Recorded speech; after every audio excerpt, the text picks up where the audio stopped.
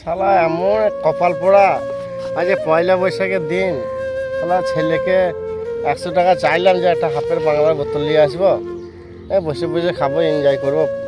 বছরের প্রথম দিন, আমাদের বাঙালির কত বড় উৎসব একটা।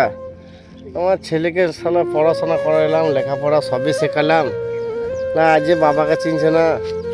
এ আলো বৈশাখ এলো, এলো রে বৈশাখ এলো। ভাই চল মদ খাওয়া।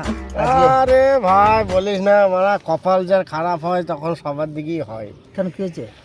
একটা ছেলেকে মানুষ করলাম, মানুষ করে বড় করলাম, চাকরি হলো, হাই শালা ছেলেকে 100 টাকা চাই দিকে যে দিচ্ছে না, উল্টি পড়া আমাকে বলছে মাতাল। হ্যাঁ ভাই, আমার কোনদিন মদ খেয়ে রাস্তায় শুয়ে থাকতে দেখেছিস? না ভাই, হ্যাঁ এই জিনিস দেখি নাই। তাহলে এরকম কথা বলছে আমার ছেলে আমাকে। ছেলে মানুষ হয়নি ভাই, ছেলে মানুষ হয়নি, মানুষ করতে পারিনি তুই। রঘু রঘু রঘু, তোর পোলা আসছে, তোর পোলা আসছে।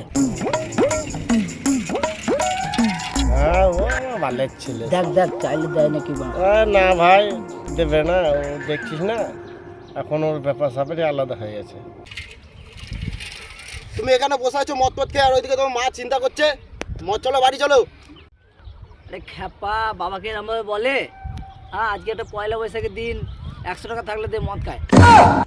100 টাকা মুখে মুতু দেবো, শুধু মদ পদ খেয়ে এখানে পড়ে থাকবে। দেখ ভাই দেখ, আমি কোনদিন রাস্তায় মদ খেয়ে পড়েছি, কোনো জায়গায় পড়েছিলাম? হ্যাঁ, তুই বল।